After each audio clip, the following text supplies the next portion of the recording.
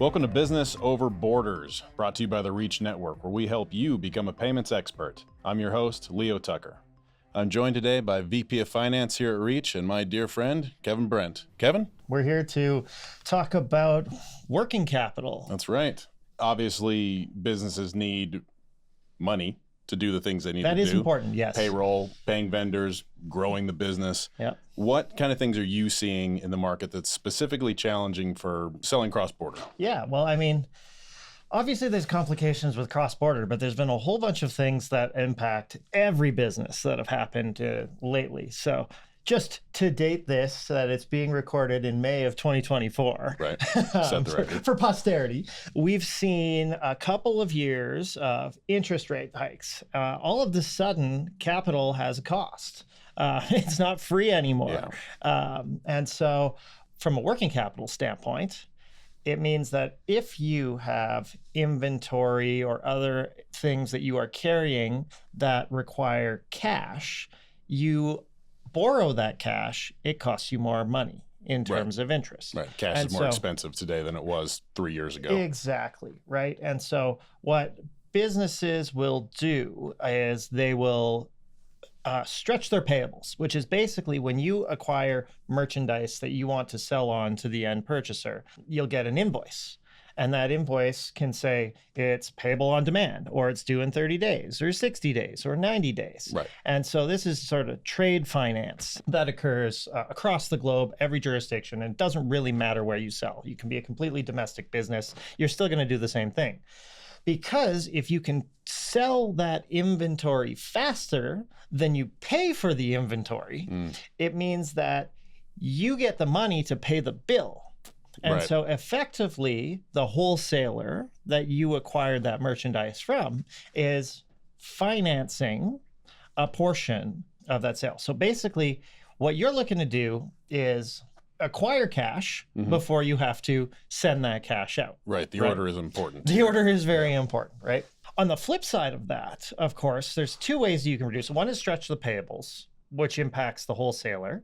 And the other is to collect faster, right? So when you're selling, and in the B2B space, if you're selling or you are the wholesaler, then you typically send out an invoice and that person will have due on demand, 30, 60, 90 days to pay it. So the trade finance sort of flows downhill, right? And then of course, when you're the end retailer, you're taking credit cards, you're going to get paid almost immediately. Right. These are your storefronts. These are your brick and mortar shops. These are your pizza places, your online store that are actually taking the payments. Exactly. Yes.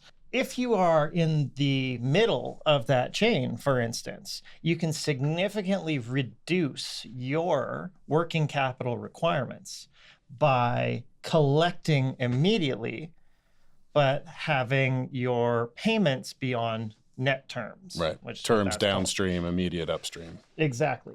So one of the things that we've been working on and that we now offer is, of course, payment terms for any of the businesses that we are partnering with to be able to offer those same net terms, 30, 60, 90 days to their customers, but collect immediately through an intermediary service. So basically it is net terms. So there is a cost associated with that, naturally, but it is also going to save you on your working capital requirements, the cost of capital that's required there, et cetera, and free up that capital for other productive uses, right? And do we see this for smaller businesses as well, or is this kind of just reserved for the medium to large size businesses, these terms? Anyone can plug in this payment option, right? What is more challenging is, of course, they do have to go through a credit check. So the smallest businesses that don't have significant payment history, don't have high enough credit score, all that kind of stuff, may not qualify. So it's typically going to be the medium to larger size businesses that are going to get qualified for this. Because at the end of the day, you know, the intermediary is taking on the credit risk that you are already taking on if you're offering payment terms to any one of your customers. Right? I mean, we've all, I shouldn't say we've all, every business that has invoices has had to chase them at one time or another. Yep. Right. Yep. And so instead of having to poke and say, hey, you owe us this money, can you please pay us? You're getting paid immediately, and it's the intermediary that's taking that risk of collection on. So when I imagine B2B sales, I imagine, a service or a product being provided and them sending out a paper invoice. That paper invoice. They fax it. Yeah, they fax it, Yeah. and then accounts receivable puts in a giant stack of other paper invoices. And, and they record the date received and the date paid with a stamp. That's right. Yeah. And it must go in a filing cabinet for some amount of time. Yes. Well, back when the inbox was actually a box. So how is that changing, and how does that affect sort of cash flow and time and everything like that? Like, how does that work into what we're talking about here? Look, there is still a significant number of businesses out there that do send paper invoices and that get paid with checks. Yeah. Right? Like, physical checks, dual signature. Obviously, that is ripe for efficiency gains. So obviously, there's benefits to digital invoices that are linked to your accounting system where all of the data can flow in and reduce, the time and errors that are associated with manual data entry. Sure, yeah. Automate it out, yeah. And part of that, a very important component of that, is tying it all in with your payment system, right? And one of the big benefits of using a service like ours is that we do not displace your existing payment processor. If you've already got all of that set up, it's perfect because it's been done for your domestic payments. We don't need to touch that. You're good to go. Basically, what our service is designed to provide is the facilitation of all of the international payments. So instead of paying the additional cross-border fees, your customers paying the FX conversion premium for translating to your invoice currency. Again, generally it's all in USD because there's very few countries in the world that will not allow you to open your business to open a USD denominated account. Sorry, Cuba. Yeah, right. But the local currency that you operate in is going to be much more useful for the majority of your costs outside of your international trade flows, right? By using a service like ours, it's effectively being able to outsource treasury management, which is great for small, medium-sized businesses that don't have an entire team that's going to be managing all of the different currencies that you would be selling in different countries, et cetera, as you expand globally, right? Maybe not directly related to working capital, more related to profitability. But if you wind up reducing your payment processing costs by even 1%, right? I mean, that's just increased margin. Yeah. Right? Like there's 1% more customer. Exactly. Yeah. Not to mention the increase in conversion rates, everything else along those lines, right? To tie it back to the working capital that we were talking about earlier, right? Is the faster you can turn over your inventory, the less working capital you need, right? Mm-hmm. So if you've got 30 days to pay for that inventory and you sell half of it, well, then you still got to cover the other half. I mean, obviously there's some margin in there that you would have earned and everything else, but let's just do napkin math here. Mm-hmm. And if you had the same number of customers, but 10% more of them were able to buy or converted on your website, well, then all of a sudden you've sold, 60% of that inventory. And so you've got to float less of it with your own capital, which reduces your working capital requirements. Yeah. And decreasing your working capital requirements is just as good as increasing your working capital. Yeah. Right. I mean, at the end of the day, it sort of depends where you are in the chain, right? So if I'm talking about the end retailer, right, that's collecting immediately, it's about that inventory turnover, right? And the amount that you have, as opposed to if you're in the middle of the chain, then it's really about reducing your days sales outstanding. And days sales outstanding is just basically taking a look at, on average, how many days does it take to pay an invoice? Okay. Right? So invoice comes in, start the clock, check goes out the door. Right.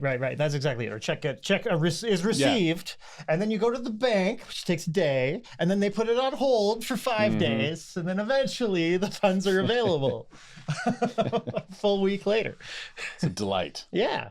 So how does this tie in with buy now, pay later, BNPL, if you prefer the brevity? How does It's not actually shorter. Yeah, I know. How does that tie in, and how does that affect the businesses, the customers, the whole supply chain? So it's the same thing that sort of happened down the chain, but it's just pushing it down even further, right? So buy now, pay later is just an intermediary. They're doing trade finance as well, where instead of you as the retailer offering this good on a subscription plan and basically taking on the collection risk, right? Yep. What you're doing is you're outsourcing it to a Klarna or a firm or whoever it is that's doing the buy now, pay later, where they're going to give you the cash up front and take on that collection risk from the end customer, right? So effectively, what trade finance intermediary is doing, no matter where that is in the sort of value chain, right, is that they're doing it for consumers. So we're talking in the scheme of global trade, microtransactions. Yeah. Right? You can buy now, pay later for something that's $300. Yeah, right? they're not hundreds of thousands of dollar invoices. Exactly. Or anything, Yes. When you start talking about tens of thousands or hundreds of thousands of dollars of invoice, right? Well, then there's a much more serious collection risk. And that's the reason that when I was talking about these smaller merchants not necessarily getting approved is because they do need to do that credit check and make sure that this merchant has a very high probability that they will pay this bill in the 60 days that it becomes due. Yeah, I got to manage that risk, of course. And so, so effectively, they are carrying that. So you're able to outsource that working capital requirement. It can speed up your collection and free up cash within your business and offset that risk as well. Yeah, exactly. So, and then of course. The other thing, and this has been shown to occur with the buy now, pay later, is that it does increase the average purchase size, right? We call it average cart size in the e-commerce world, but because they can afford to buy a $200 item, they can afford the $200 a month, or the $50 a month for a $200 item over 4 months, or however that sort seems of looks. much more palatable. Yeah. That's exactly it. So potentially increasing the number of customers you have and the average order value as well. That's exactly it, right? And that's the exact same reason that wholesalers would give terms, right? Is that if you had to pay the cash up front as the retailer, well, then it's literally like, how much money have you made? How much cash do you have in the business? All that kind of stuff. Again, it's that working capital, right? But in 60 days, I'll have much more capital. Well, because I could have sold so much more of this inventory to be able to grow your business. You want to have those terms in order to make sure that that cash is working for you.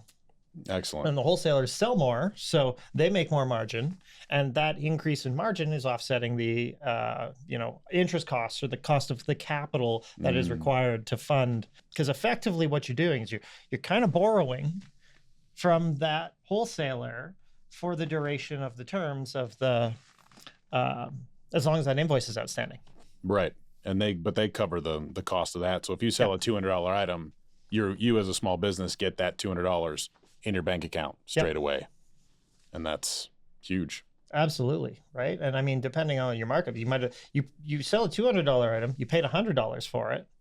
Cool. Well, now you only have to sell half of it before you've completely covered that cost. And then the rest is your profit that you can use to reinvest, et cetera.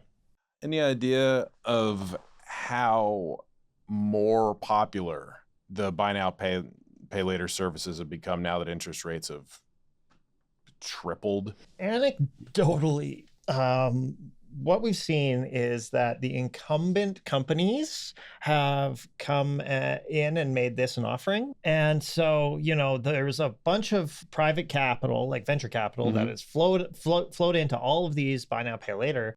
And the idea is pretty decent, but if you're a one-trick pony, it's pretty tough to make a business out of that, particularly because it is thin margins, there is that collection risk, there's everything else that's coming along. What's wound up happening is that you've got processors, right? So Shopify now has Shop Pay installments, right? And so that's an option. And so it's just one feature of their overall portfolio, right? That they can afford to take risk on. And if it doesn't work out that well, it's not existential. Yeah. Right.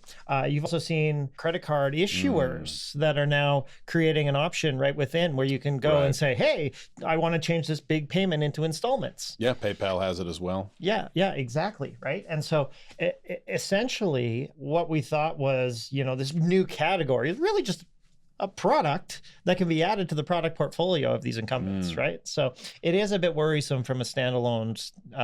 That's interesting. So buy now, pay later is I think here to stay, right? But all of the incumbents have figured out how to monetize it, right? Right. Not just these standalone businesses where that is their only offering. Exactly. Oh, that's interesting. So Kevin, what's coming down the pipe? I want to hear your hot take on what's new in finance, cash flow, working capital. I mean, it's tales as old as time with some fiddling around the edges, right? But at the end of the day, cash is king. And there's only one reason that a business fails. It runs out of cash. There's a multitude of reasons why it runs out of cash. Yeah. there's no cap there. It's pretty simple why, though. Yeah. But it always boils down to that one thing, right? And so, the industry has always been creative, inventive on cash management, et cetera, and continues to do so in terms of different offerings, different payment methods, and really speeding things, right? If we're going to talk about the future and things that are exciting, there are a number of both countries and international groups, projects, et cetera, that are exploring real-time payments. So we have domestic real-time payments rails in a number of countries that have launched or are being launched, and as well are looking towards getting real-time payment for cross-border transactions as well. Oh, that's right. huge. And so basically, instead of waiting for the wire to hit, it's immediate. And so again, talking about speed of cash flow, right? We've got these stretch and payables of 60 days, everything else, but even just the waiting for 24 hours or waiting over the weekend until the bank hours open and that cash arrives. Exactly. That will speed up things as well, right? And when you start talking about large enterprise customers, all of a sudden, like 2 days of sales could be millions of dollars, right? And so that can free up significant working capital as well. Kevin, thanks for joining me today. Appreciate you coming on board and talking about our favorite topic, cash. Thank you for having me. You're I welcome. really appreciate it, and hopefully it's entertaining. Yeah, we'll get you on again. That's it for Business Over Borders. Like and subscribe so you don't miss any of our new episodes. We'll see you next time. Brought to you by the Reach Network. Visit withreach.com/network for more.